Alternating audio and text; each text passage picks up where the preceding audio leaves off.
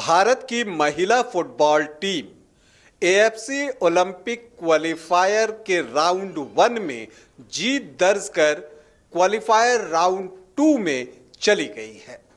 भारतीय football team के लिए यह बड़ी उपलब्धि है और उसने बैक टू बैक जीत दर्ज की है। और किस टीम के खिलाफ की है? किर्गिज रिपब्लिक के खिलाफ की है।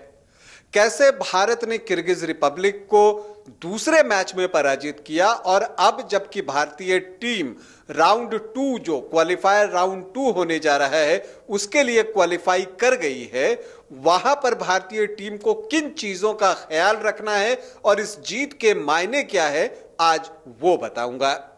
नमस्कार, आप देख रहे हैं न्यूज बाइस्कोप और मैं हूं राकेश रंजन। पेरिस ओलंपिक जो कि 2024 में होने जा रहा है, उसमें महिला फुटबॉल में क्वालिफाई करने के लिए एएफसी क्वालिफायर राउंड 1 खेला जा रहा है और उसमें जो है भारतीय टीम ने अपने दोनों मैच जीत लिए हैं। और भारत ग्रुप जी में था और वो उस ग्रुप में दो ही टीमें थी, भारत और किर्गिज रिपब्लिक, तुर्कमेनिस्तान के बाहर होने के बाद, और दोनों टीमों को दो दो मुकाबले खेलने थे और भारत ने दोनों ही बार जो है किर्गिज रिपब्लिक को बुरी तरह से पराजित किया।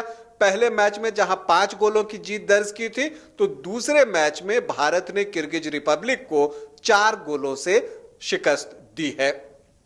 अगर हम इस मैच पर पहले बात करें तो हम आपको बता दें कि जैसी कि उम्मीद थी, मैच शुरू होते ही भारत ने जो है लगातार आक्रमण किए और दबाव जो है किर्गिज रिपब्लिक पर बनाकर रखा और 18वें मिनट में भारत को पहली सफलता मिली और संध्या ने जो है वो पहला गोल वहां पर दागा था।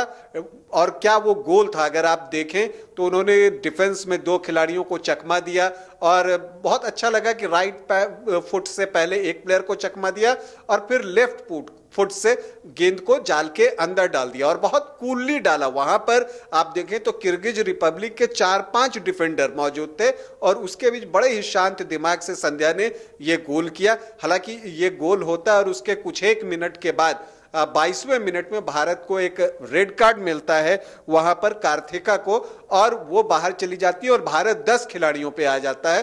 तो लगता है कि शायद किर्गिज रिपब्लिक अब भारतीय टीम पर दबाव बनाएगी, लेकिन ऐसा कुछ नहीं होता, उसका असर दिखता नहीं है।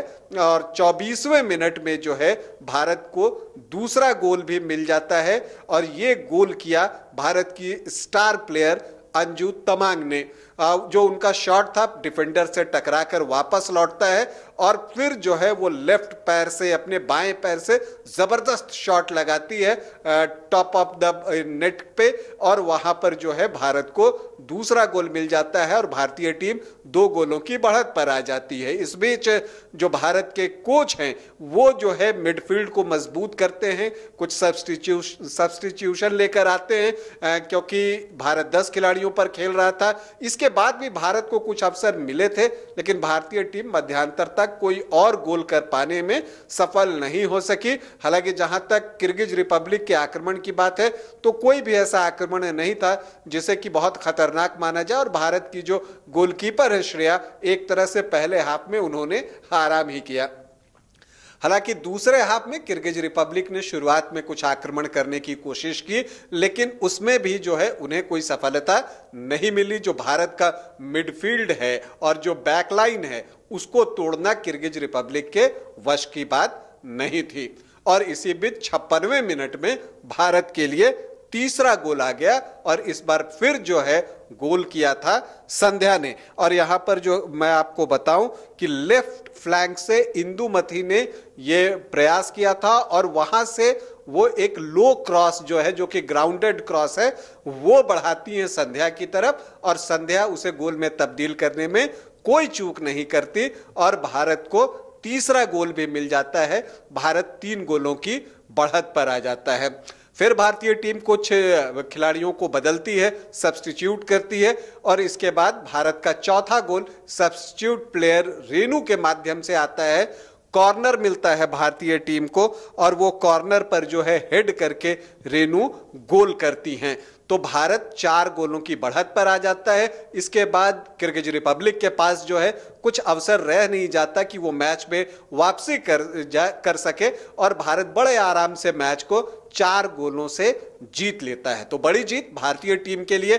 2 मैच किर्गिज रिपब्लिक के खिलाफ उसने खेले और दोनों को मिलाकर कुल 9 गोल दागे। और जो महत्वपूर्ण बात, अगर हम इस जीत के मायने की बात कर रहे हैं, तो भारत के लिए जो एक अच्छी खबर है वो ये है कि भारत क्लीन शीट के साथ अब भारत वापस लौटेगा। क्योंकि देखिए, भारतीय टीम के खिलाफ किर्गिज रिपब्लिक की टीम इन 2 मैचों में एक भी गोल कर पाने में असफल रही। तो यह भारतीय टीम के लिए यहां से आप एक पॉजिटिव निकालकर लेकर जा सकते हैं।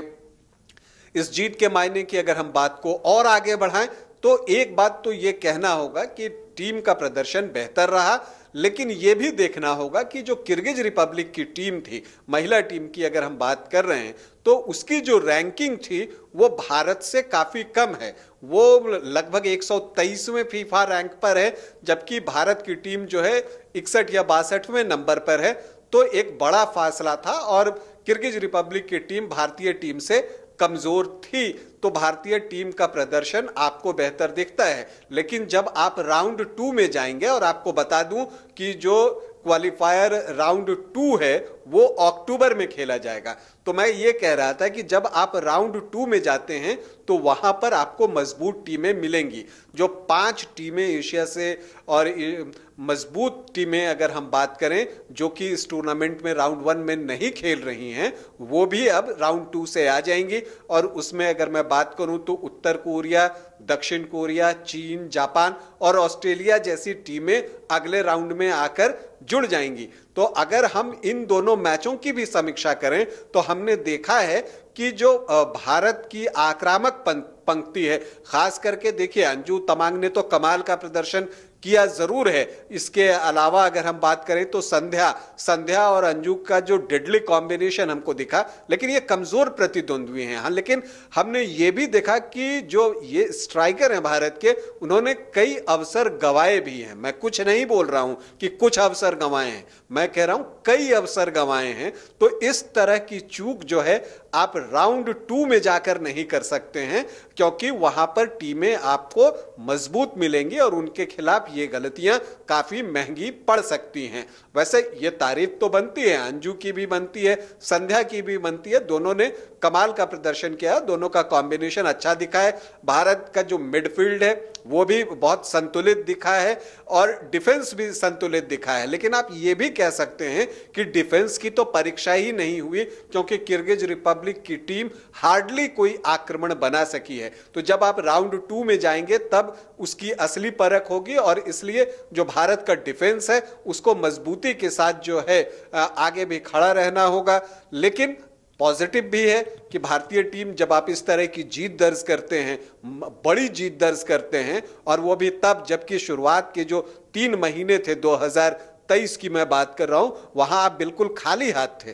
तो वहां से निकलकर जब आप चौथे महीने में आते हैं और सडनली जो है आपको इतनी बड़ी बड़ी 2 जीतें मिल जाती हैं बैक टू बैक, तो वो आपके मनोबल को ऊंचा उठा देता है। और अब जब आप अक्टूबर के लिए तैयारी करेंगे तो उसका फायदा आपको मिलेगा।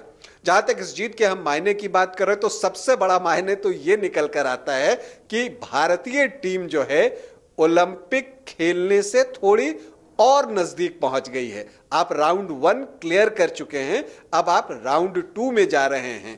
तो अब ये संभावनाएं बनने लगी हैं और जो भी भारतीय खेल प्रशंसक है, सबके दिल में जो एक इच्छा है, कामना है, विशेष है, वो यही है कि जो भारत की ये महिला टीम है वो इसी तरह से प्रदर्शन करती रहे और फिर वो ओलंपिक में जाए और वहां हम उसे खेलते हुए देखें। ये हर भारतीय खेल प्रेमियों की ख्वाहिश है। तो भारत की महिला टीम को हम बहुत सारी शुभकामनाएं देते हैं और हम उम्मीद करते हैं कि जिस तरह का प्रदर्शन भारत की महिला टीम ने किर्गिज रिपब्लिक में उसके घर पर जाकर किया है, इसी तरह का प्रदर्शन भारतीय टीम आगे भी करेगी। और जो भारतीय खेल प्रेमियों की एक ख्वाहिश है, एक ख्वाब है कि वो भारत की महिला टीम को ओलंपिक में खेलते देखे, उसे पूरा करेगी। भारत की महिला फुटबॉल टीम को हमारी ढेर सारी शुभकामनाएं। अभी के लिए इतना ही। इजाजत दें, नमस्कार।